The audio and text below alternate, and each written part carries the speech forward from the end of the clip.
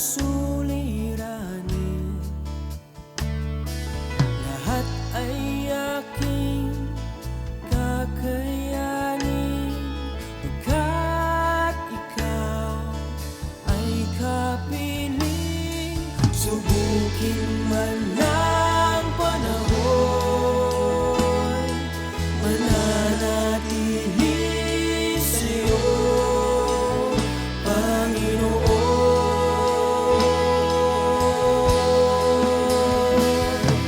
Walang alinlangang maglilingkod, walang pangambang sa'yo ay susunod. Hindi susuko at hindi ito, patuloy lamang sa iyo, Panginoon.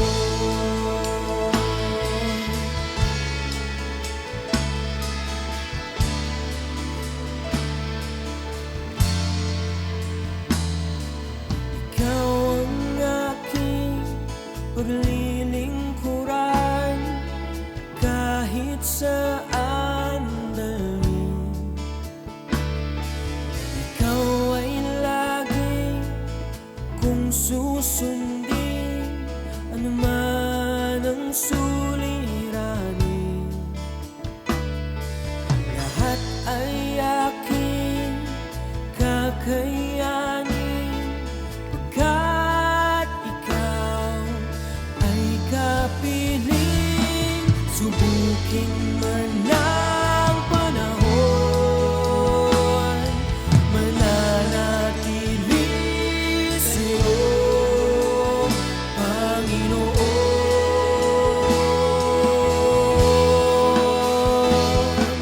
Walang alinlangang maglilingkod, walang pangamba. Hello, magandang araw po sa ating lahat at muli narito po tayong lahat sa ating pong programang Tinig ng Pag-asa. Ito po ang inyong lingkod, Pastor Gab Cruzada ng J. Blue Alaminos, Pangasinan. At magandang araw po sa ating lahat sa ating pong pagpapatuloy ng serye ng ating pong programang ito. Ay praise God sapagkat muli na naman tayong pinagkaisa dito sa ating gawain ito. Ngunit bago po yon, samahan niyo po ako sa isang maiksing panalangin para po sa pag-uumpisa ng ating gawain ito. Dakilang Diyos, sa pangalan ni Jesus, Panginoon, una sa lahat, Lord, kami po ay narito nagpapakumbaba sa araw na ito, Diyos, at sa gabing ito, Panginoon. Walang ibang dapat na maitaas sa gawain ito kundi ikaw lamang. Pagkalooban mo kami, Panginoon, ng talino, karunungan, kaalaman sa pag-unawa ng iyong kapahayagan, at patuloy, O Diyos, na gawin mo pong tama, Lord, karapat-dapat ang aming puso, ang aming mga, Lord, ang aming mga isipan, sa pamamagitan, Panginoon, ng paglilinis mo dito, O Diyos, pagpapatawad sa aming mga kamalian at kalikuan. Lord, ikaw pong patuloy na gumabay sa amin, Banal na Espiritu Santo, turuan mo kami at ipaalala ang lahat ng kapahayagang ito na inyo pong ipapahayag sa aming kalagitnaan. Salamat po, Diyos, ikaw po patuloy na gumabay sa amin at pinagkakatiwala ko nga po sa iyong lahat. Ang iyong lingkod ay patuloy na maitago sa iyong likuran, ikaw lang po ang maitaas. Salamat po, Diyos, sa pangalan ni Jesus. Amen and Amen. Praise God. Magandang gabi sa ating lahat. Praise God. Muli po sa pagpapatuloy ng ating serye, patungkol po sa ating pinag-uusapan sa mga nakaraang linggo, araw, o mga ating mga pag-aaral na ito ay ang ating pong tinatopic ay ang blessing, prosperity, tunay nga na ang Diyos ay Diyos na mapagpala. Kaya sa gabing ito, samahan niyo po akong bumuklat o makibuklat po kayo sa aklat po ng Deuteronomy o Deuteronomeo, 28 verses 1 to 9. So I'm using a King James version, King James version po ang aking gagamitin tonight. So samahan niyo po ako and let's read this. And it shall come to pass, if thou shalt hearken diligently unto the voice of the Lord thy God, to observe and to go all these commandments, which I commanded thee this day, that the Lord thy God will set thee on high above all nations of the earth. And all these blessings, yan na po, if on all these blessings po, ibig sabihin po marami, no, shall come on thee and overtake thee if thou shalt hearken unto the voice of the Lord thy God. Blessed shalt thou be in the city, and blessed thou be in the field.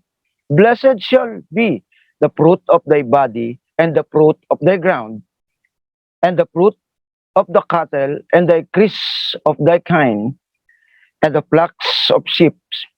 Blessed shall be thy basket and thy store. Blessed thou be when thou comest in, and blessed thou be when thou goes out. So, yung pumapasok at saka yung lumalabas, pinagpapala. Verse 7, the Lord shall cause thine enemy that rise up against thee to be smitten before thy face. They shall come out against thee one way, and flee before the 7 ways. The Lord shall command the blessing upon thee in the storehouse, and it all that settest thine heart unto. And he shall bless thee in the land which the Lord thy God giveth thee. Verse 9, the Lord shall establish thee in the holy people unto himself, and he has sworn unto thee, if thou shalt keep the commandments of the Lord thy God and walk in his way. Ang Diyos ang magpapala ng kanyang salita sa gabing ito. Alam niyo mga kapatid, no, yung pong pinag-uusapan natin ng mga nakaraang araw nga po at mga buong buwan ng Abril, no, ay patungkol po sa prosperity, blessing, no, makikita po natin dito na even the Bible itself, no, sinasabi niya na ang mga tao na naglilingkod sa kanya, ang mga hinirang, usually ang sinasabi niya dito, yung mga Israel, yung hinirang niya, tawag nun, yung kanyang bayang hinirang. But now, sa today, no, dahil nga po binuksan na ng Panginoong Hesus ang salvation, no, hindi lang po sa mga Hudyo, kundi sa pangkalahatan na, maging sa Hintil at sa mga Griego, no, ay napasama na po tayo dito sa sinasabihan ito ng Panginoon, na kung saan, ang sabi nga po doon, no, na yung blessing, no, yung pagpapala ng Panginoon ay darating sa iyo. So sa gabing ito, mga kapatid, hayaan natin na ipakita ng Panginoon sa pagkakataong ito kung paano ibinibigay ng Diyos ang pagpapala, ang blessing or ang breakthrough, no, sa atin, yung umaapaw, rumaragas ang pagpapala, kung paano. Kaya nga po dito makikita natin, no, na dito po sa aklat ng Deuteronomy chapter 28, no, ay binanggit dito talaga yung pagpapala ng Panginoon. Pero, ayan na po tayo, doon na tayo sa pero, no, we always looking at the blessing. Blessing is the design of God to every faithful followers of Christ. Remember that, no? Blessing is the design of God. Dinisenyo na to ng Diyos sa bawat tapat na tagasunod ni Kristo. But before we receive such blessing, we must understand first. We must understand first, okay, the step to receive. If we read Matthew chapter 6 verse 33, no, if we read the book of Matthew chapter 6 and verse 33, no, sabing ganon, no, seek it ye first the kingdom of God and his righteousness, and all of these things shall be added unto you, no. And most of the time, ang nakikita po diyan ay yung pong shall be added unto you. Ginagawa lang pong tungtungan yung seek it ye first, no? Pero ang na-highlights po dito is yung shall be added unto you. Meaning, ang nakikita lagi is the blessing itself. Tandaan niyo po, yung shall be added unto you, laging nabibigyan po ng diin, nabibigyan po ng lundo, no? Pero ginagawa lang tungtungan yung seek it ye first. Then after that, sabihin, okay, sige, pagpapalain ka ng Panginoon, no? Pero ang nabibigyan ano doon, yung pagpapala agad. Kaya nga po, no, if we read this verse in the Bible, the book of Matthew chapter 6 verse 33, you know, makikita we will see the key of blessing. nakikita na natin doon, makikita natin yung susi ng pagpapala. But most of the time, we highlighten the second sentence. Yun nga po sinasabi ko. We highlighten the second sentence. Now, what is the second sentence of that? Yung pong, in all of these things shall be added unto you. Now, let's talk about if to our blessing. Okay? So, sa ating pong pag-uusap sa gabing ito, no? Pag-usapan po natin ang title nito ay The If of Our Blessing. Okay, babalikan ko po we always highlighting the blessing. But hindi po natin nakikita yung bago dumating ang blessing. So kaya nga po pag-uusapan natin the if. So ang itatakil po natin dito is ito pong Deuteronomy chapter 28 verses 1 to 9. No, binasa ko po yung verses 1 to 9, pero meron lang po ako 3 verse diyan na gusto ko pong bigyan ng lundo sa inyo mga kapatid, mga magulang, at sa aking mga kapatid na nakikinig, no, na nanonood ng live streaming na ito, no, maging mananampalataya o maging first timer ka, kapatid. Ito yung dapat mong makita, dapat mong maunawaan sa pagkakataong ito na kung saan hindi lamang puro blessing dapat ang tinitingnan natin, no? Yes, of course, our God is a God of blessing. He is our blesser. Talagang pagpapalain ka ng Panginoon. Dinesign na nga yan ng Diyos no? Even before He created man, may blessing na. Remember? Before He create Adam, nandun na po, kompleto na. Nandun na yung pagpapala. But of course, natatandaan niyo po ba yung sinabi sa Genesis? Lahat na ng pagpapala nandun na po. Pero meron sinabi ang Panginoon doon, ang ating Diyos Ama. Anong sinabi niya? If, okay? Since then, meron na pong pasubali ang Diyos sa atin. Kaya nga po, samahan niyo po ako, pag-aralan natin to, the if of our blessing. Now, what is the if of our blessing? Yun po yung tingnan natin ngayon. What is the if of our blessing? Okay? Number 1, 3 bagay lang po itong if ng blessing na aking pong nakita dito, no? Na dapat natin makita, magawa, madaanan, or ibig sabihin po, mabigyan natin ng buhay. Hindi po buhay. Mabigyan natin ng buhay sa buhay natin na ito pong bagay na ito ay dapat nating ginagawa. No? Kaya nga po, especially, sabi ko nga po, to every believer, so every faithful believers of Christ. I'm always saying faithful believers kasi marami pong believers lang po. Okay? Marami pong followers lang po. Pero dapat po, faithful, okay? Punong-puno ng pananampalataya sa Diyos. Okay? So, number 1, sabi po dun sa verse 1, as quoted, no, sabing ganun, if thou shall hearken diligently, tingnan nyo po ito po yung if, yung number 1 na if of our blessing is this, if thou hast hearkened diligently. So sa Tagalog po niyan, pag binasa niyo po sa Tagalog na King James yan, ang sabi po diyan, kung iyong didinggin masikap. So, if thou shalt hearken diligently, masikap. O sabi nyo, didinggin mong masikap, ang alin po yung the voice of the Lord. So number 1, no, the if of our blessing, yung pong if thou hearken, kung iyong didingging masikap. Ang ibig sabihin po niyan ay kailangan klaro, kailangan po malinaw. Kailangan po pinag-aaralan ang salita ng Diyos bago isagawa ang kanyang mga utos. Okay po ba yon? So dapat po pinag-aaralan muna natin. Dapat po binibigyan muna natin ng halaga kung ano po yung iniuutos ng Panginoon sa atin para po yung pong tahakbangan natin naaayon doon sa programa ng Diyos o yun sa plataforma ng Panginoon sa buhay mo patungo doon sa pagpapala na sinasabi ng Diyos sa iyo. Okay? Kaya nga sabi doon, no, if thou shalt hearken diligently. So, ito lang po yung makaka-receive dito, yung pong mga dumidinig ng masikap. O pag sinabi pong masikap, talaga po naman, may gagawin ka, may effort ka dito. Okay? No? We should study first the Word. Meditate clearly. Meditate clearly. So, church, mga magulang, mga kapatid, at sa lahat po ng mga nakikinig, nakakapanood po ng live streaming na ito, mga kapatid, kinakailangan po natin, we have to study and meditate the Word clearly. Kailangan po malinaw nating pag-aaralan, malinaw nating iintindihin. If you hear the Word of God, you must gawin mong mas klaro pa. Kailangan klarong-klaro mong naririnig, no? Yung salita ng Diyos na klarong-klaro mong ito talaga. Kaya sabi ni God sa Hosea 4:6, di ba?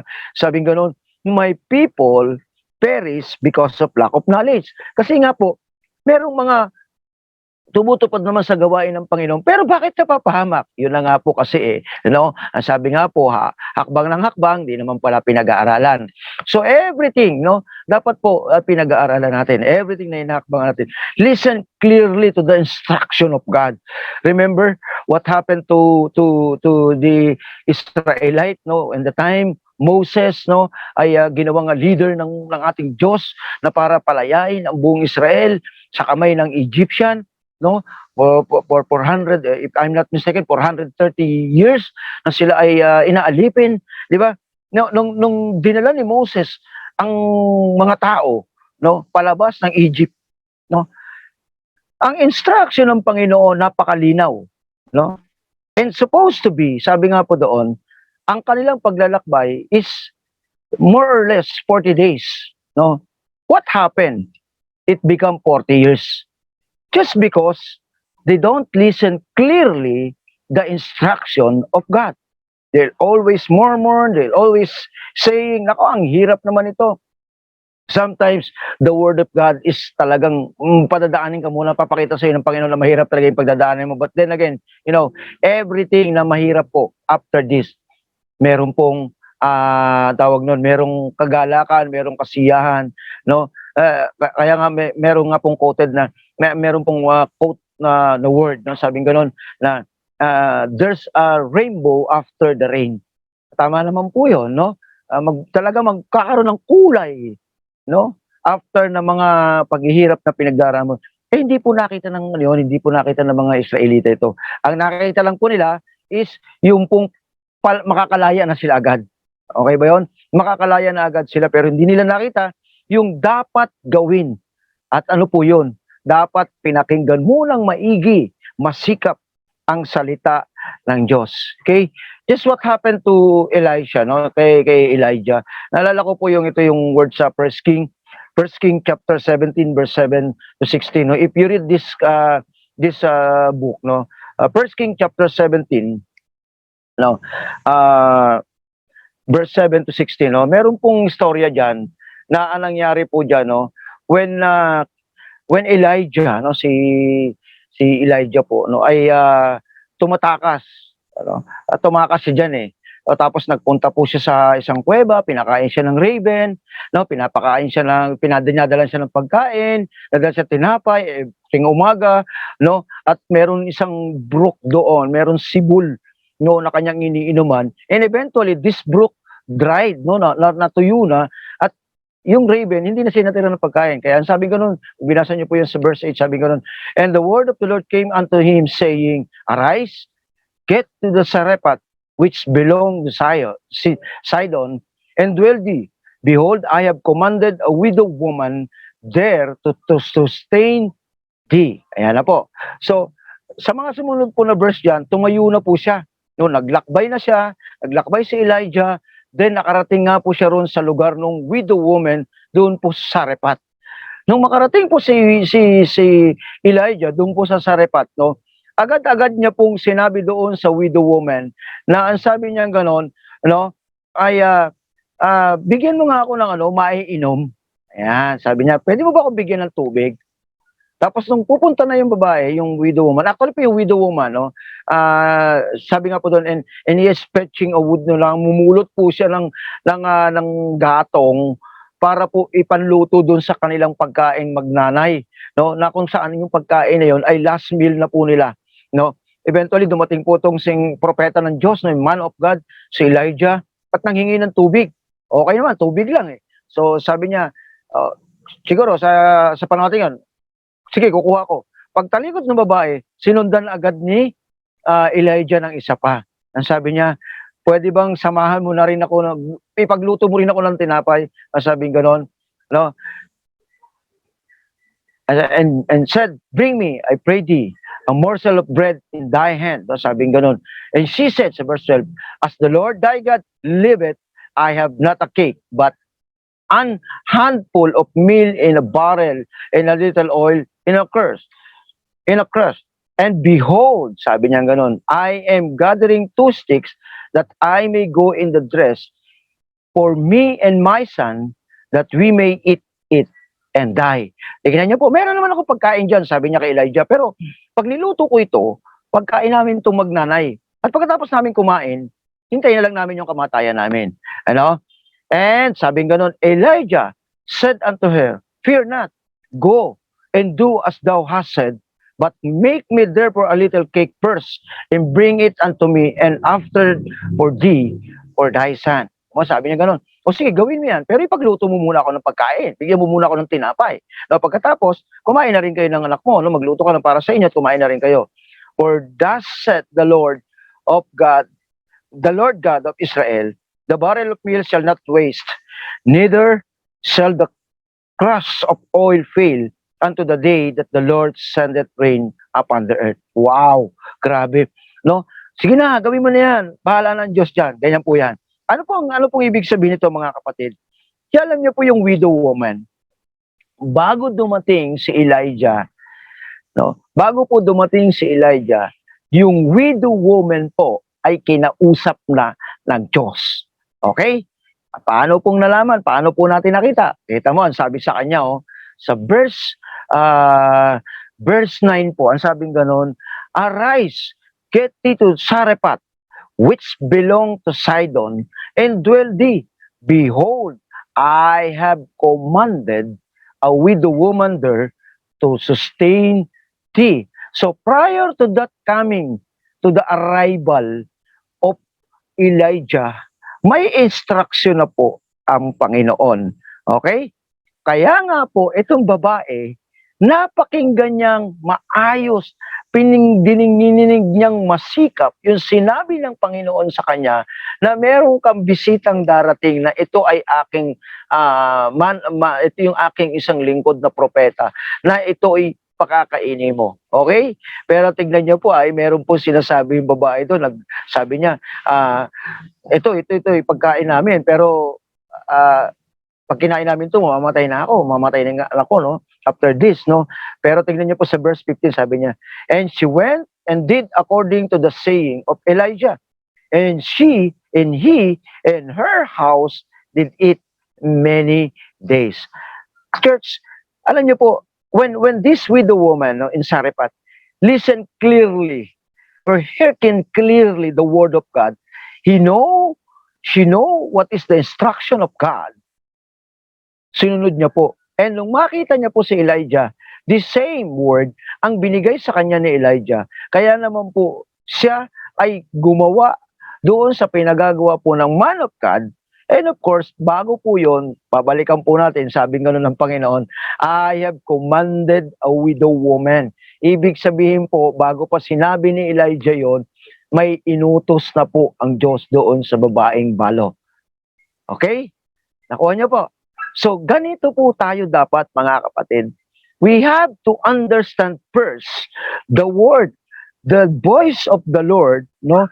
Remember, before the blessing comes, there is a obedience. So, bago pa dumating si Elijah, nandun na po yung heart ng babaeng balo to obey God's instruction. Okay? Kaya nga, pagdating doon ni Elijah, parang secondary na lang yun na parang tong confirmation word na lang yung narinig ng babae. Remember that because God says, no, sinabi niya na kay Elijah, even Elijah itself, he knows Elijah, he knows that this woman will obey. Alam niya, kasi sabi ng Panginoon, I have commanded a widow woman. So, kapatid, alam na ng babae yun at alam din ni Elijah na susunod ito. That's why, no, if we listen or hearken diligently the word of God, remember, the blessing will come after. What happened to the widow woman? Ang sabi po doon, the verse 16, and the barrel of meat wasted not. O, tingnan nyo po the barrel of meat wasted not, neither did the crush of oil fail. Hindi po talaga naubos yung langis, hindi naubos ang kanilang pagkain. According to the word of the Lord, which he speak by Elijah. Wow! Talagang tinupad ng Diyos kasi ito pong babaeng balo na ito, sumunod po sa instruction ng Lord. Amen? She hearkened diligently the voice of the Lord, and even Elijah, he hearkened diligently, na ang sabi ng Panginoon sa kanya, arise, get thee to the Sarephat, which belong to Sidon, tumayo ka dyan. No, bumangon ka, sabi ng Panginoon kay Elijah, no? Bumangon ka, pumaroon ka sa Sarepta at naroon na may isang babaeng akong kinausap, no? Kaya ang Panginoon po, bago po niya iparamdam sa atin, iparanas sa atin ang pagpapala niya, meron po tayong dapat gawin. And number one is, if thou shalt hearken diligently.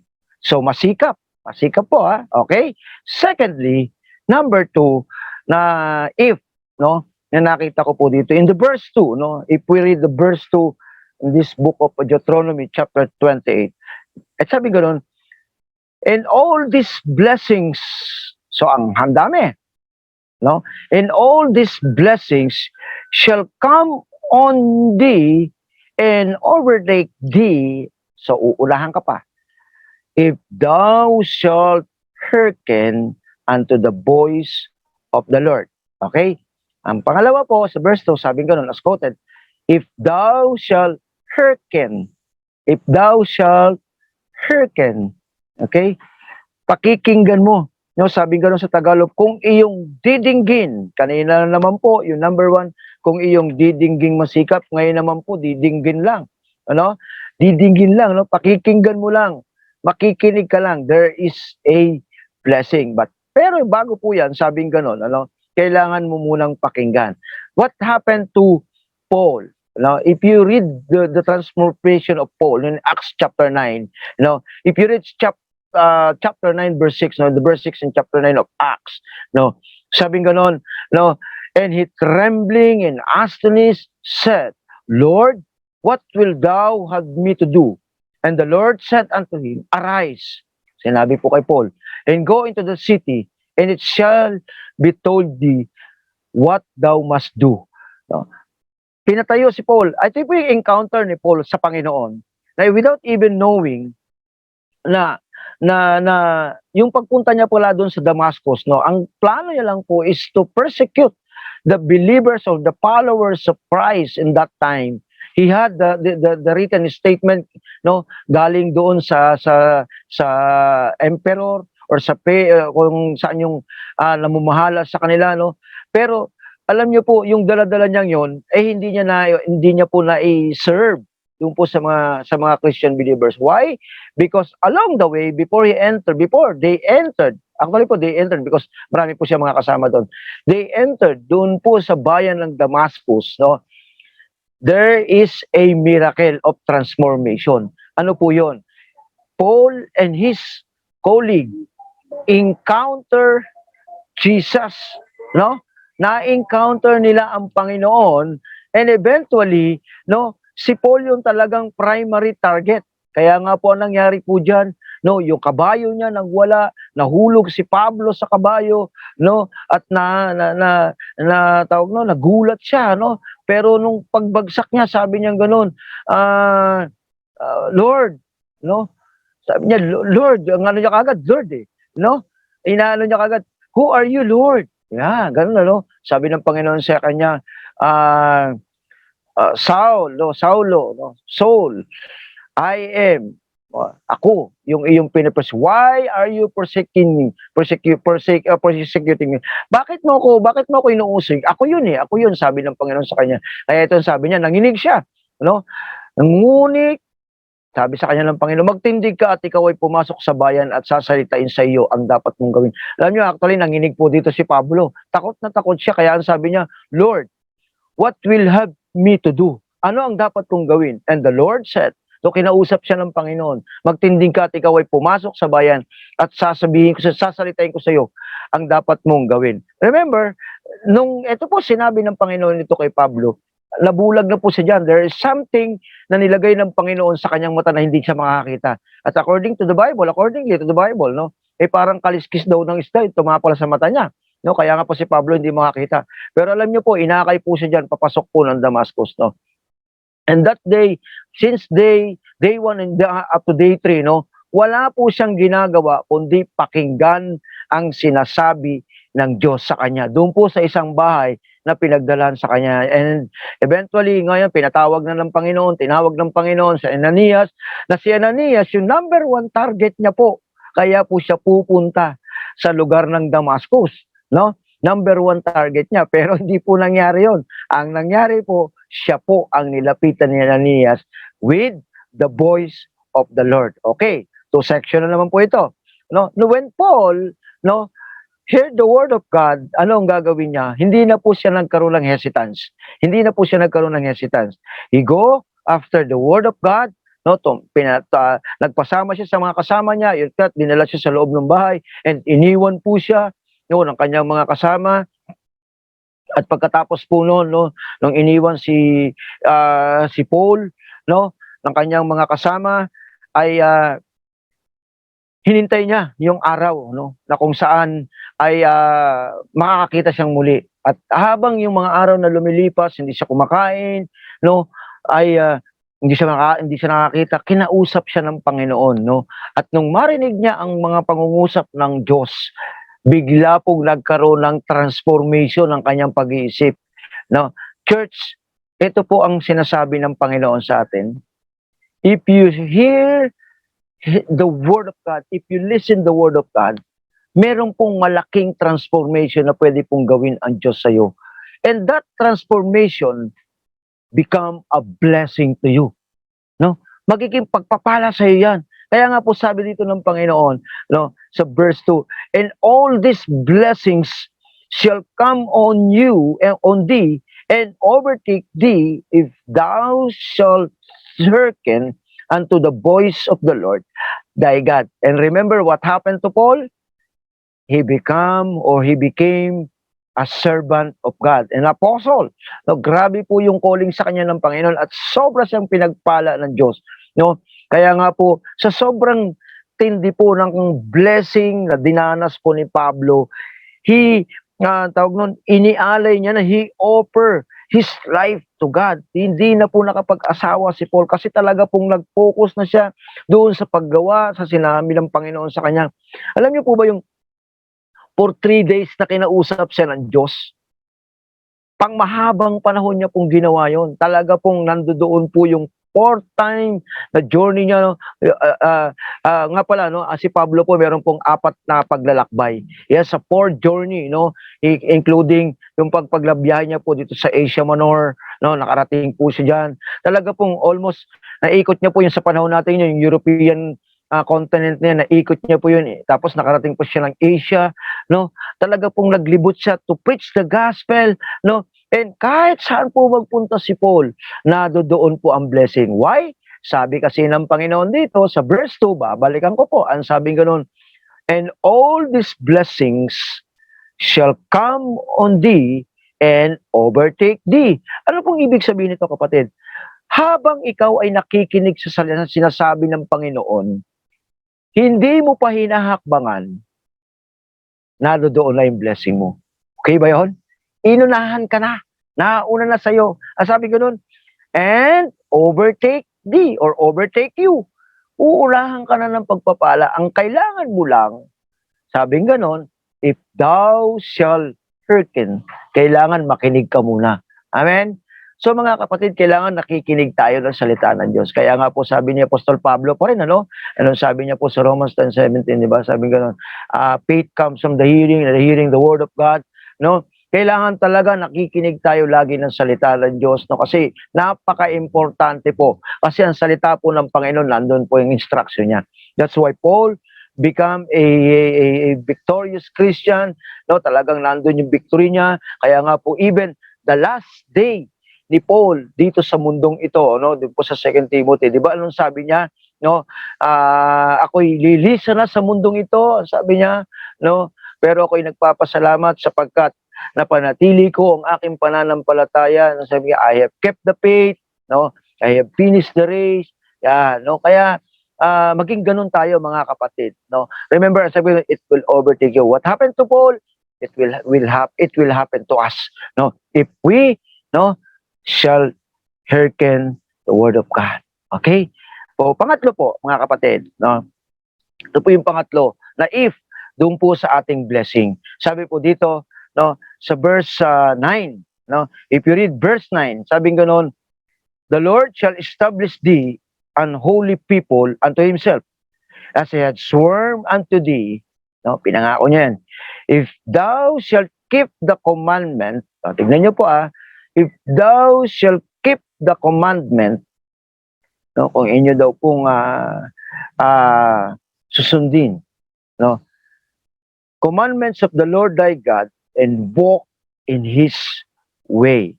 No, sa Tagalog po niya sa King James, sabi niyo, kung inyong gaganapin ang mga utos. Okay? So, ito pong word na ito, mga kapatid, mga magulang, kanina po, sabi ganoon, hearken diligently, masikap po pakikinggan. Pangalawa po, pakinggan mo. Ngayon po, pangatlo, eto na. Sabi ko kung iyong gaganapin ang mga utos. Ano pong ibig sabihin nito? Meron na pong action, meron na pong pagkilos, meron ka nang gagawin, no? Hindi ka na dapat magpapatumpik-tumpik pa. Hindi ka na kinakailangan magpaisi-isi pa, magpasway-sway pa. Bakit? Kasi nandoon na po Ang sabi ng Panginoon dito, if thou shall keep my commandment, yung iniuutos po ng Panginoon, kung atin pong gaganapin, mga kapatid, hindi po tayo mabibigo sa Panginoon. At yung pong pagpapala, na sinasabi niyang ganun, na itong blessing na ito, this blessings, no, will come upon you. Blessings, ang dami po nito, mga kapatid, pero ano pong sabi ng Panginoon, gaganapin mo. Ang alin? Ang ipinag-uutos ng Panginoon. Now, let's take a look in 2 Kings chapter 4, verse 1 to 7. Remember this, when Elisha, si Eliseo po, no, when Elisha, no, ay na-meet niya po itong isang widow woman na naman, yung widow woman, no, na kung saan ito pong widow woman na ito ay meron pong asawa na propeta rin, ano? Kaya nga nung pinuntahan po siya ni dahil nga po nung pinuntahan siya ni Elisha, nabalitaan ni Elisha yung nangyayari, no, ay itong widow woman, ang sabi niya sa kay Elisha, no, alam niyo po ng aking asawa ay lingkod din ng Diyos, isang propeta. Ngunit siya po ay namayapa na at kami po ay naiwanan ng mga utang. No, nagkaroon sila ng malaking pagkakautang. At wala po kaming maibabayad, kaya po yung pinagkakautangan namin, ang sabi nung babae, yung asawa ng propeta, ay kinukuha itong dalawang anak ko para gawing alipin na maging kabayaran sa pagkakautang ng aking asawa, pagkakautang namin sa tao na yon. So ito ang sabi ni Eliseo, no, sabi niya ganoon, what you have in your house? Ano ang meron ka? Ano ang meron ka sa bahay mo? Yun lang naman po ang sinabi niya rito, no? So basahin ko po sa verse 2. And Elisha said unto her, what shall I do for you?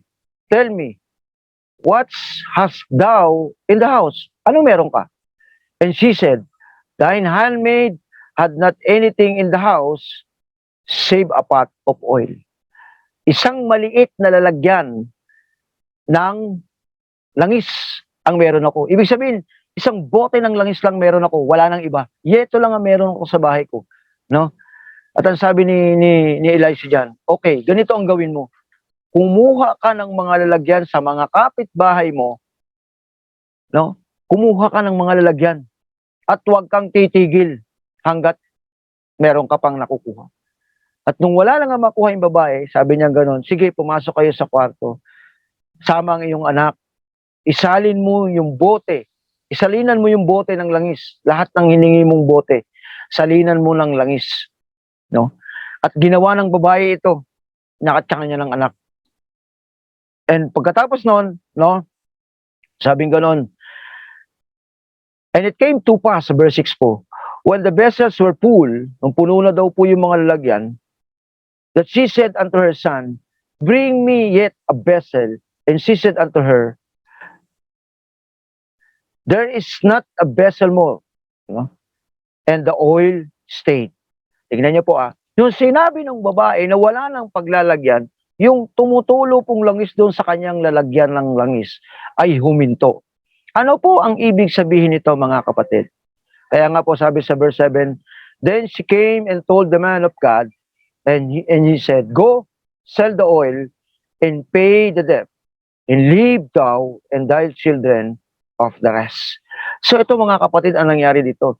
Nung sumunod yung babaeng balo na yon para mabayaran nila yung pagkakautang na yon, na-amaze siya.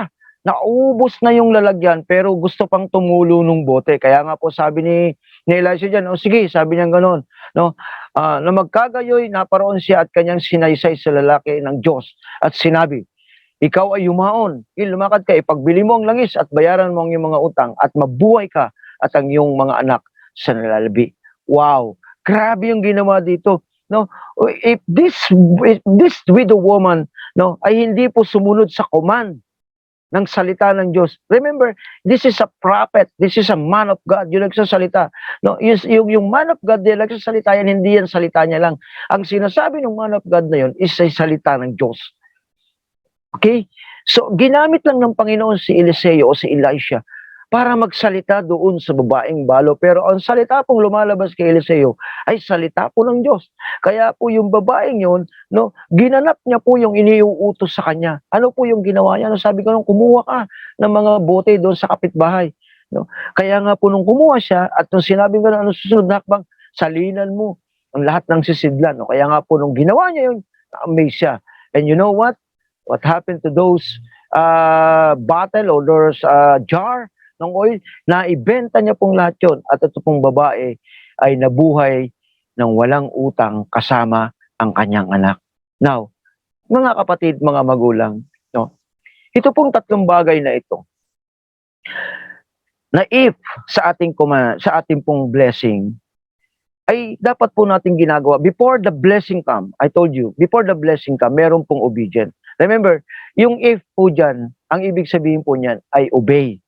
Okay? Yung if po dyan, ang ibig sabihin niyan, obey. Now, what is the key for if? What is the key for if? Tatlong bagay po ang key dyan. Effort, strength, and ability. So, pag sinabi po kasing if, may obedient dyan, may obey. So, may pagkilos. Kaya kailangan mo ng effort, kailangan mo ng strength, at kailangan mo ng ability. So, ito po yung tatlong bagay na key for if. And the if of the blessing, ito pong tatlong ito na naunang binabanggit natin at pinag-aaralan natin. Kaya po, sabi ng Panginoon dito, kung ating pong susundin ang lahat ng ito, kung ating pong gagampanan, kung ating pong pakikinggan at ating pong pakikinggang masikap ang salita ng Diyos, ano po ang sabi ng Panginoon doon po sa doon po sa Deuteronomy chapter 28 verse 8. As the Bible says, in the book of Deuteronomy chapter 28 verse 8, sabi niya rito, the Lord shall command the blessing upon thee in thy storehouse, and in all that thou settest thine hand unto, and he shall bless thee in the land which the Lord thy God giveth thee.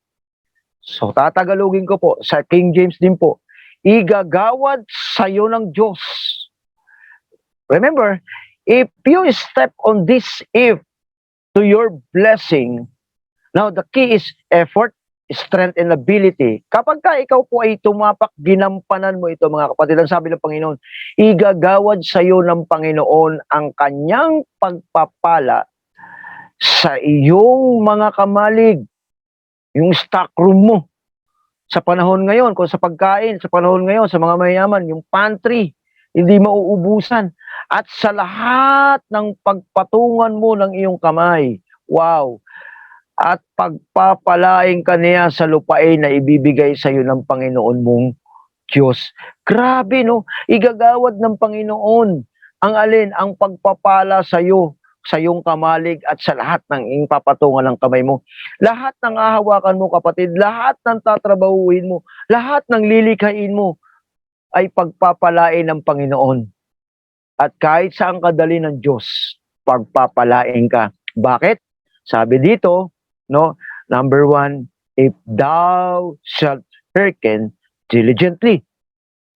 Didinggin mo masikap. Pangalawa, kung iyong didinggin, if thou shalt hearken. At pangatlo po, if thou shalt keep the commandments of the Lord.